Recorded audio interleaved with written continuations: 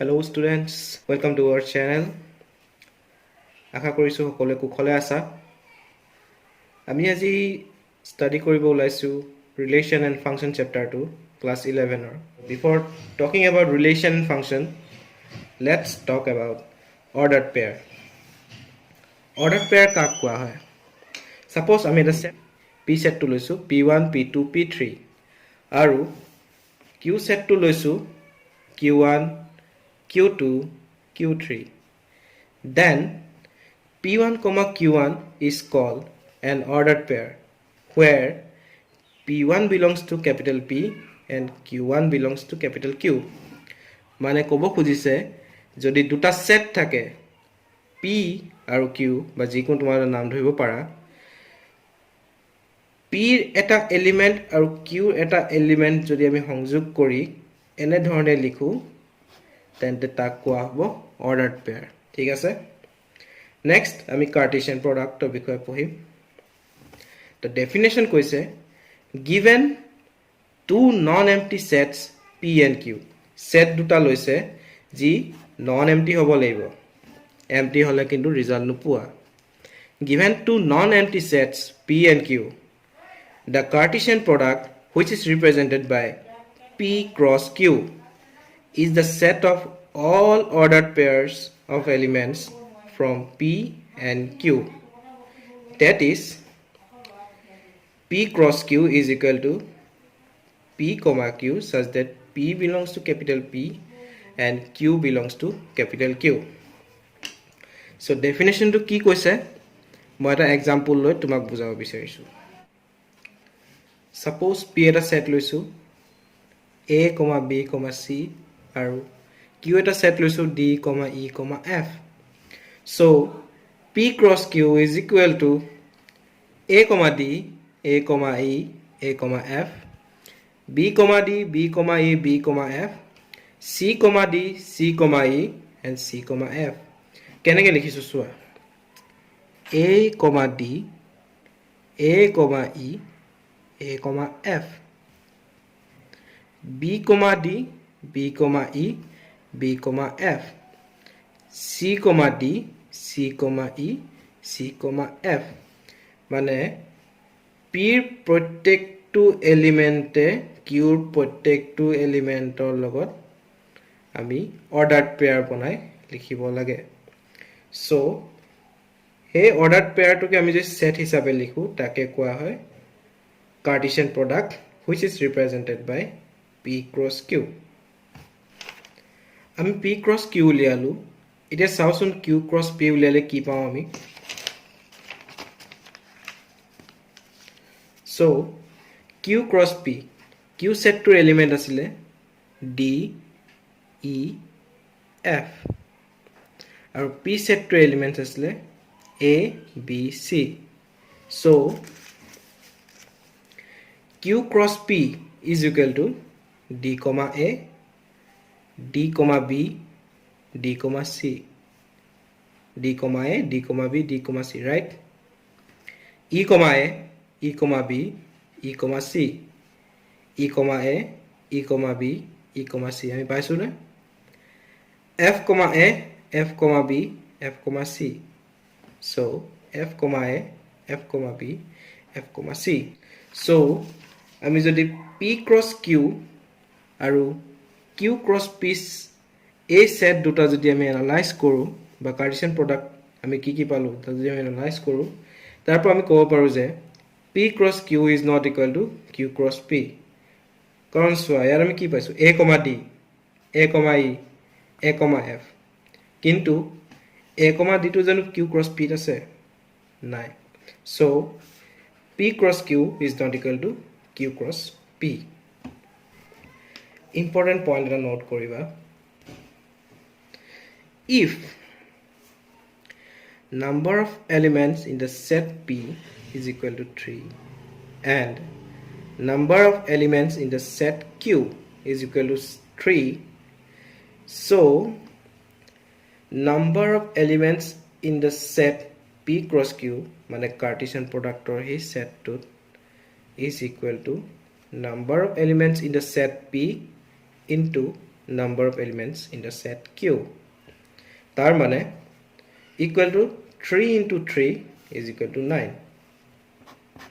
Important point. Next, remarks. Yet koise first point to two ordered pairs are equal if and only if the corresponding first elements are equal and the second elements are also equal. Obo khujise je duta ordered pair equal ketia hobo jetia eta ordered pair first element to itu ordered pair first element to logot equal hobo and similarly second element and second element equal hobo. Jodi x, y is equal to a, b buli koise tente x is equal to a and y equal to b hoboi lagibo. Second point to koise if a and b are non-empty sets and either a or b is an infinite set, then a cross b is also infinite. Then a cross b is also infinite. Manuswa a and b duta set of the set jodi infinite hoy man tat infinite number of elements thake tente a and b Cartesian product to infinite hobo. Point number 3, a cross a is equal to represent korise a, b, c such that a, b, c belongs to a. Here a, b, c is called an ordered triplet. Important point nohoy just tomorrow NCERT cover korise a triplet to bikoy eta just tomorrow idea dibo bisarise so moi point to note down kori lolu yate. So imante tumalokor first exercise to karone explanation complete hoise. Ami kiho knowledge palu ordered pair kak koy ami gom palu, Cartesian product kak koy ami gom palu, Cartesian product or kisuman ami key points remarks ami gom palu. So hebur use kori ami questions ketaman solve kobo khojisu. Question number 1.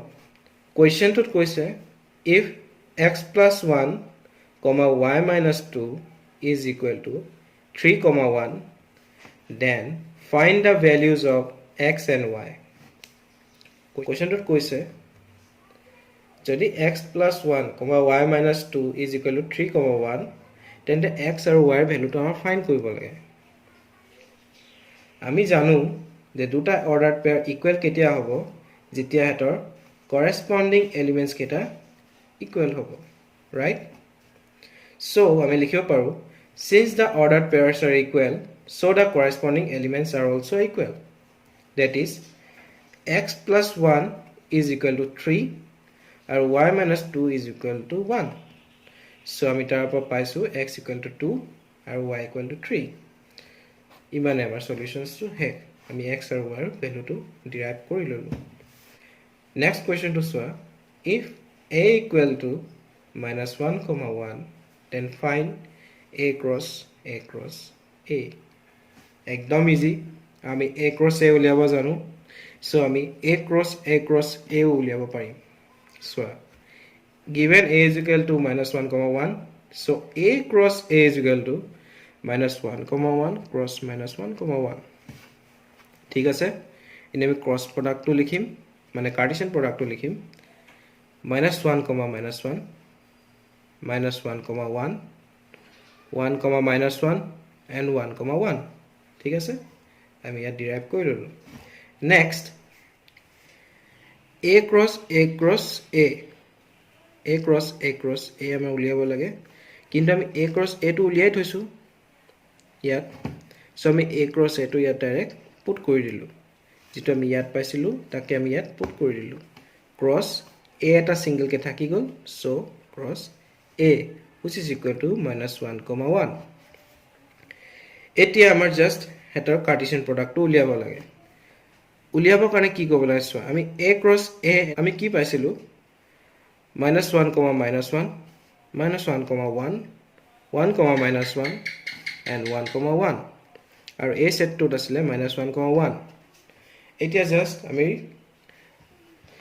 Soya minus 1, 1 এবাৰ minus 1 ৰ লগত যাব minus 1, minus 1 এবাৰ 1 ৰ লগত যাব আমি পালোনে minus 1, minus 1, minus 1 first order pair আমাৰ হৈ গৈছে second আকৌ সোয়া minus 1, minus 1, 1 আমাৰ second order pair টো complete হৈ গৈছে similarly minus 1, 1, minus 1 third order pair minus 1, 1, 1 fourth order pair তেনেকৈ আমি just 1, minus 1 টো এবাৰ minus 1 ৰ লগত লিখিব লাগে 1, minus 1 টো এবাৰ 1 ৰ লগত লিখিব লাগে 1, 1 টো এবাৰ minus 1 ৰ লগত লিখিব লাগে 1, 1 টো এবাৰ 1 ৰ লগত লিখিব লাগে তেনেকৈ just আমি a cross a cross a Cartesian প্ৰডাক্টটো আমি ডিৰাইভ কৰি লৈছোঁ তো আমি তোমালোকক কোৱেশ্চনছ দুটামান সলভ কৰি দেখুৱালো প্লাস কনসেপ্টছ দিলো যাতে তোমালোকে এক্সাৰসাইজ 2.1 এনচিইআৰটি টেক্সট বুকৰ সলভ কৰিব পাৰা কিবা ডাউটছ থাকিলে আমাক নিশ্চয় জনাবা নেক্সট আমি চাম graphical representation